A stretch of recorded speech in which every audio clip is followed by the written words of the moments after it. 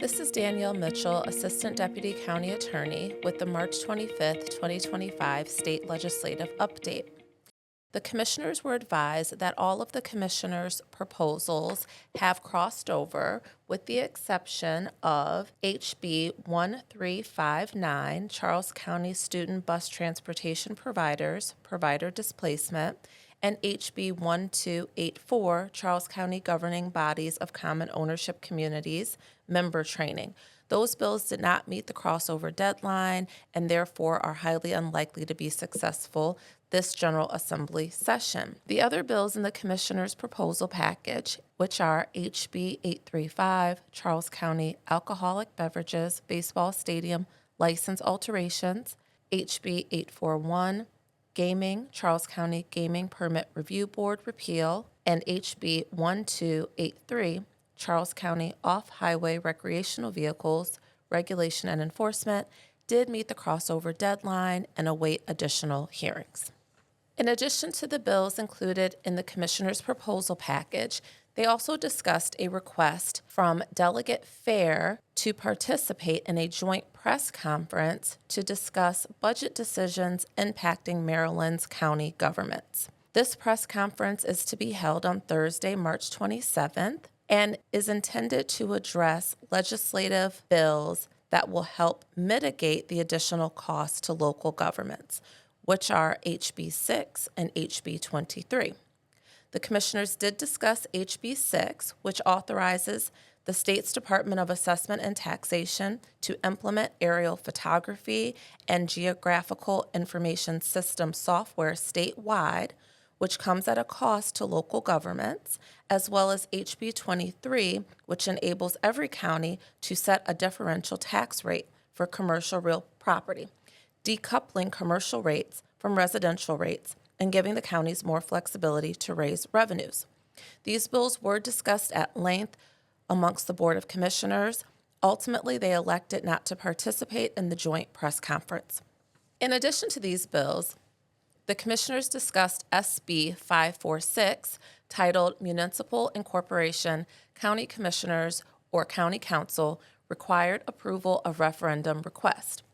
This bill would change the process for establishing a referendum request for municipal incorporation if the referendum request is presented by at least 40% of registered voters who are residents of the unincorporated area. Currently, the commissioners would have the ability to decide whether to take such a petition to referendum, so long as the petition includes at least 25% of registered voters.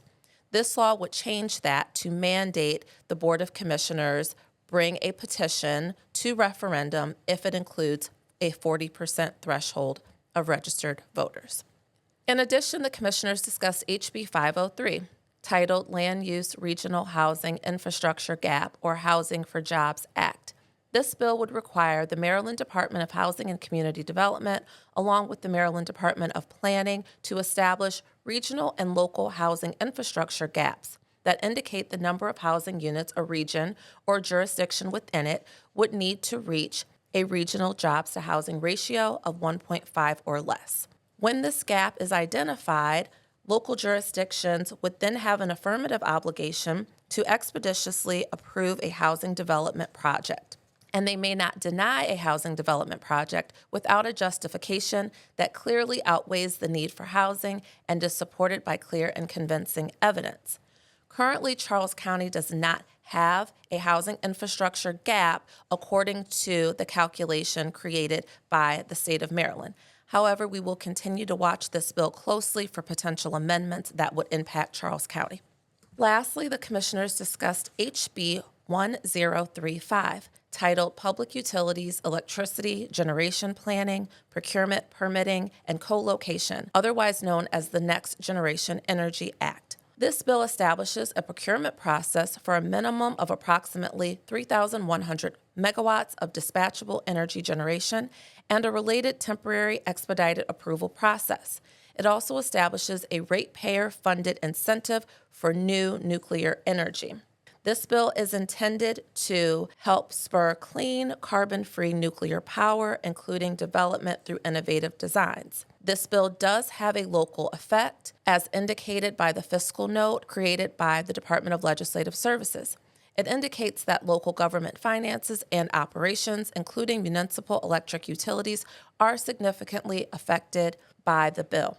We will continue to watch HB 1035 for potential amendments and any additional movement. And that concludes the legislative update for March 25th, 2025. Again, this is Danielle Mitchell, Assistant Deputy County Attorney. Thanks for listening. If you like this podcast and want to hear more, search Charles County Government on Apple Podcasts, Spotify, or wherever you get your podcast. And be sure to like and subscribe. We're also available on YouTube. Search Charles County Commissioners. And stay connected for all county news, information, and programs by visiting www.charlescountymd.gov/stay connected.